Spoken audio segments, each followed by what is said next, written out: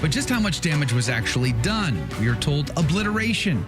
But some reports are coming out today that not so much. These were empty facilities. He could have been playing 4D chess here, make the Israelis happy. You did something, you didn't just talk about something, you did something.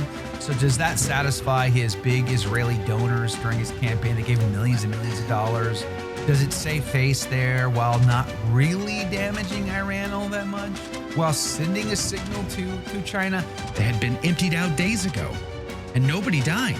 So did Donald Trump bomb them knowing they were empty to save face? Also saying no casualties in the attack on the U.S. military base either. So it would seem that maybe, we hope fortunately, none of the... By the way, my name is Joe McClain. I host a radio program called A Catholic Take, where we look at the world through a Catholic lens. I'd love for you to hang out with us. If you like it, give it a thumbs up and let us know what you think in the comments below. We bomb Iran's nuclear facilities, obliterate them, we were told, in one of the greatest military achievements ever. Should we? That's one of the questions we're exploring today, and I'd love to get your take on that. Do you think we should have gotten involved? But just how much damage was actually done? We are told obliteration. But some reports are coming out today that not so much. These were empty facilities. They had been emptied out days ago, and nobody died. So did Donald Trump bomb them knowing they were empty to save face? Also, Iran responds by lobbing missiles at a U.S. airbase in Qatar, but warned America first, and no lives were lost. Is this all just to save face? Also saying no casualties in the attack on the U.S. military base either. So it would seem that maybe, we hope fortunately, none of the missiles actually hit the ground. Joining us now to discuss the situation of the United States bombing Iran is a good friend of the show, Mike Koeniger from Virginia. Good morning to you, Mike. Thanks for hanging out with us. And by the way, the reports are out that those sites were empty days ago. How much damage did he actually do? And did he bomb empty facilities? Did he obliterate empty facilities on purpose? That's the next question I want to explore. If Trump knew that these facilities were emptied, because the reports are they came days ago and emptied these places out. There's no actual reports of anybody dying in these three facilities that they bombed. So if he bombed empty facilities that he knew were emptied, and not as much damage has been done as they tried to report or suggest was done, was this just to save face? Joe, that's a tricky act to try to play out. Number one, it is still an act of aggression. It's sovereign. It's a sovereign country, right? And so it's like saying if Iran launched a bomb and it hit the Mojave Desert and there was nobody there, was it an act of war? Of course, it's an act of war. I'm sorry that you can't justify it any other way. Well, from Iran's perspective, it's definitely an act of war. I mean, we're talking about the nuance here. It all comes down to perspective. If you're the one being bombed, then you think it's an act of war. And Iran's not a good guy, Mike. We all know this. No, they're bad. They're bad people. They're not great. The government in Iran is not good. The people in Iran, I don't have a problem with the people of Iran, but the government in Iran is no good. But that doesn't mean I want to jump into bed with Israel and do their bidding either. Well, and I think that's the nuance that a lot of people miss is you and I are not defending Iran in no way, shape, or form. This is a state sponsor of terrorism throughout the region. They have been for quite some time. Do they have reasons for being the way they are? Perhaps. Is Donald Trump waging 4D chess?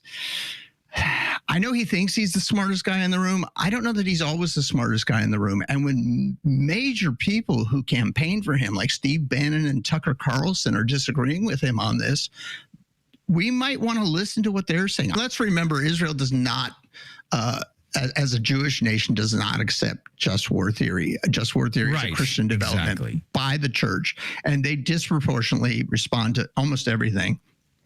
And so, just war theory is very clear. You cannot have civilian casualties. They must at all costs be avoided. If in the unlikely necessity is that some civilians die, you need to mitigate that as much as possible so that very few. Well, he did. Well, Trump did. Die. One could argue Trump did that because he bombed empty facilities that were abandoned and nobody died, Mike. So, well, I guess is true. I guess he fulfilled that. I guess he. But it is also an act of war, and all other means had not been exhausted to find a resolution for peace. So I can't argue with you that his actions were in keeping with just war, except he ignored the other two that you and I brought up at the beginning of this conversation. Yeah. So it's a tough spot, and You only need about 4% enrichment for civilian use.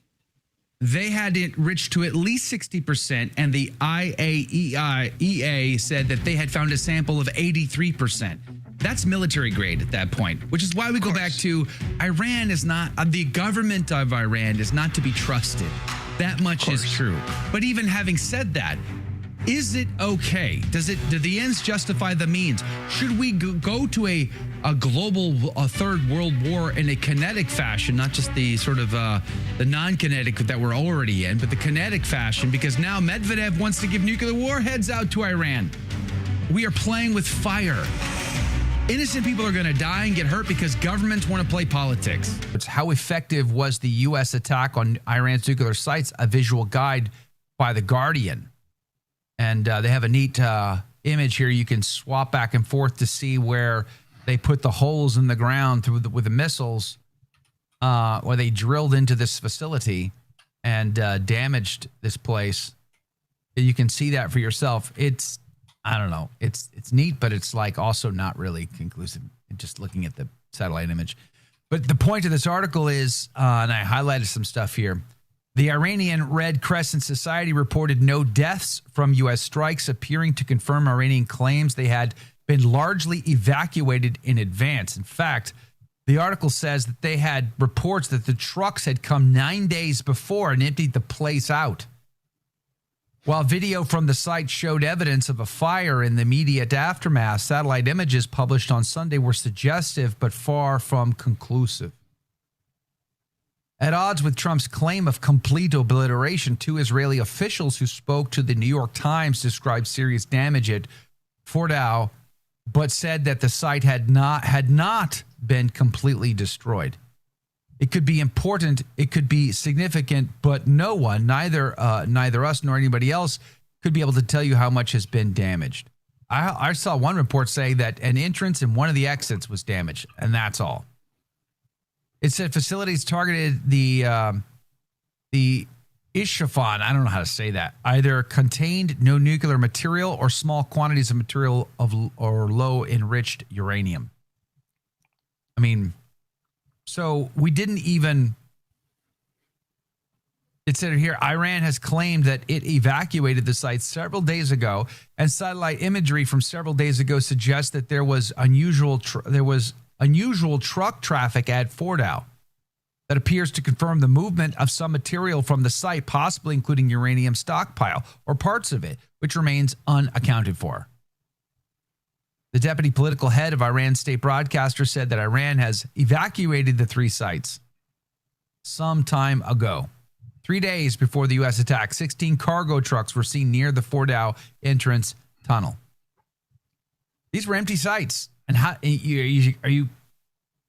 I don't know. I just feel like there's no way the Trump admin, the Department of Defense, Hegseth, they knew it. They all knew.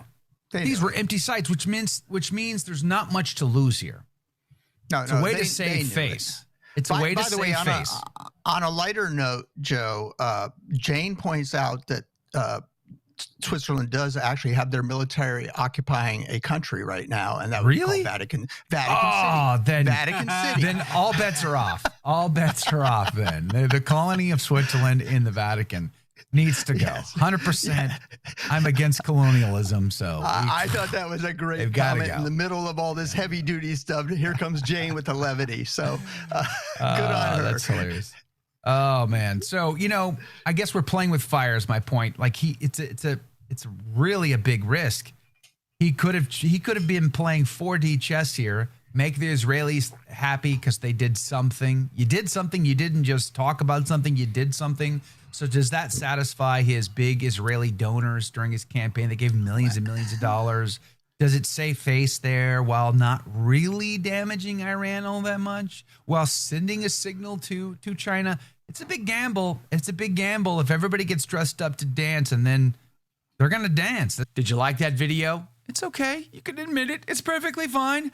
Hey, we cover the big stories of our day, from inside the church to outside the church to all points in between, and we do it from a Catholic perspective. It's called A Catholic Take. It's a radio program Monday through Friday. We live stream it right here on this channel, by the way, so make sure to subscribe, like, and share. We would be very grateful to you. And don't forget, you're going to want to watch this video right here because you don't want to miss anything.